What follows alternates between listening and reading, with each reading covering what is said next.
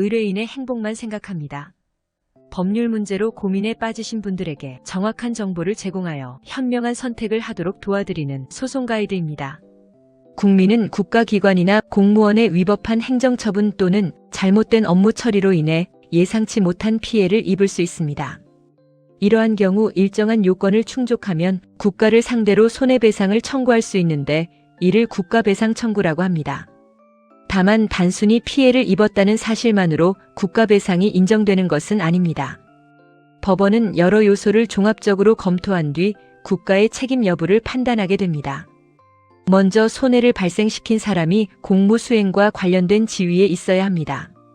일반적인 국가 공무원이나 지방 공무원은 물론 법률에 따라 공적인 업무를 수행하는 사람도 경우에 따라 책임 주체가 될 수 있습니다.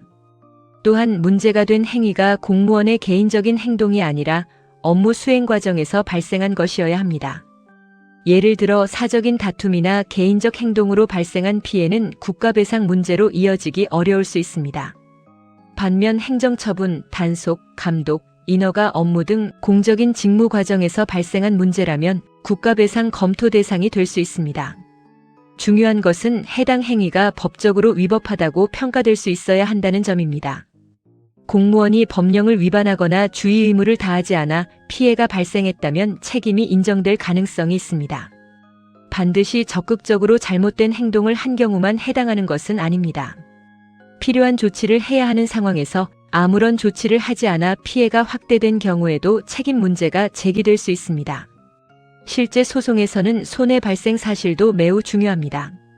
피해자가 입은 재산적 손해나 정신적 고통이 구체적으로 확인되어야 하며 단순한 불편이나 추상적인 불만만으로는 부족할 수 있습니다.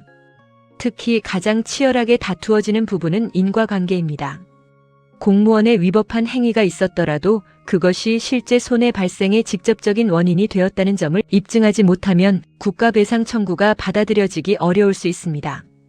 예를 들어 잘못된 행정처분으로 사업이 중단되어 경제적 손실이 발생했다거나 담당 기관의 관리 소홀로 사고가 발생해 치료비와 후유장애가 남았다면 관련 자료를 통해 손해와 원인의 연결성을 구체적으로 설명해야 합니다. 따라서 국가배상 청구를 준비하는 경우에는 피해 사실만 주장하기보다 행정문서, 공문, 녹취자료, 진단서, 손해 관련 자료 등 객관적인 증거를 충분히 확보하는 것이 중요합니다. 소송의 결과는 결국 증거가 좌우하는 경우가 많기 때문입니다.